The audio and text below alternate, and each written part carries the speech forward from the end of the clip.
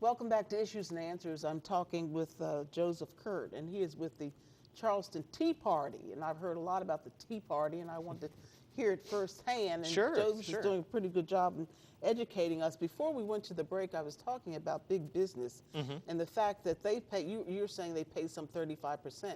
But in other ways, in other places or in other particular areas, they are paying fewer dollars than even their workers. In the case of taxes. Yeah, in the case of taxes for rich individuals, you have to look at the type of taxes you're talking about. Because if you say they pay less taxes, numerically they pay more, obviously, they make more, their tax bill is higher. Warren Buffett pays capital gains tax, and capital gains tax is kept low to encourage investment. Capital gains tax is money paid off of investment funds. So he wants to pay. He does want to pay, and there's no reason he can't. There's an account at the IRS. That's what you can send I've a check. already heard that about the account where the rich people can put in as much money as they want to. Right. But we want it by law. Well, see, that's everybody else is governed by law. They are governed by law too. You cannot even the scriptures talk about the fact that you must have Caesar. You must have someone who is the law. Right, but why is the capital gains rate lower? Why is the capital gains rate lower than what Warren Buffett's secretary pays? Because obviously Warren Buffett's secretary is paid handsomely to get into the 28. Well, the man says, I need to pay more, and other rich folks say they need to pay more. Sure. And now there are others getting on the bandwagon with that same thing. And well, a lot of... And my time is getting, I wish I had an hour. I wish I could, I could go ahead and... I mean, I need you for an hour, but I want everybody to know that my guest here did as I did with him. He looked me up on the internet and found out that I had a party for President Obama. So he knew what he was going to get when he came here, and he came anyway. I didn't have a problem with that. And you really are a neat person. But you know, thank you. Some folks believe that, and I really mean this seriously, that the Tea Party, Charleston Tea Party or other chapters, are in fact racist. And that's a big problem for us because the party is wanting not only the Tea Party, but the Conservative Republican Party and even the Liberal Republicans are trying to take away many of the things that sustain the lives of African Americans and other ethnic groups in this country. Okay. Is the party that insensitive? No, absolutely not. And the thing is, insensitivity is one subject, but let me cover this race thing for a minute because, and I don't mean this race thing, but you know what I mean. Sure.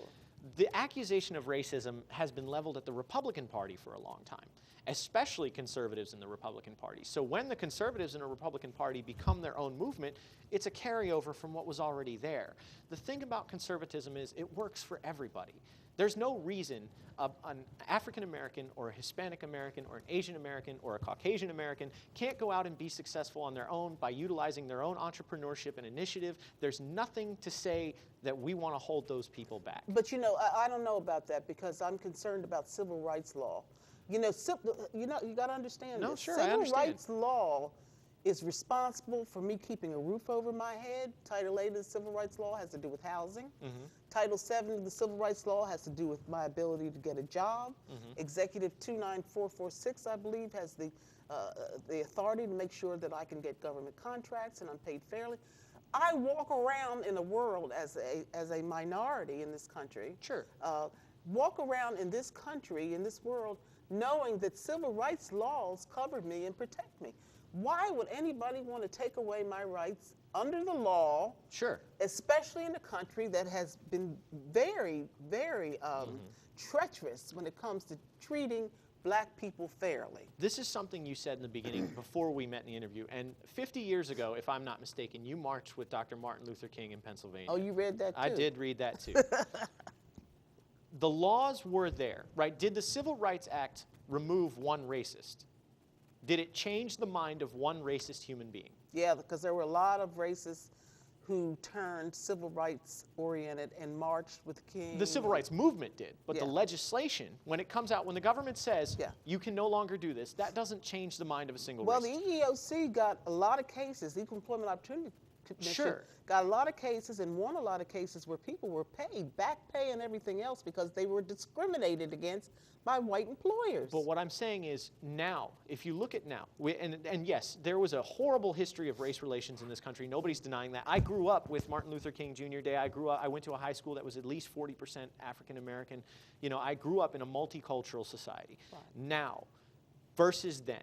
Do you think there's as much discrimination in this country now by white business owners and white people against black people? And the reason I ask this is because... Now, I don't know if there's a whole lot, but there certainly still is racism by white people towards blacks. There's racism, if you want to say there's some racism... And now Hispanics. There's racism by black people towards whites. There's racism but we have no power, so our racism I would argue we have no power is not necessarily a racial statement. Black people have no power.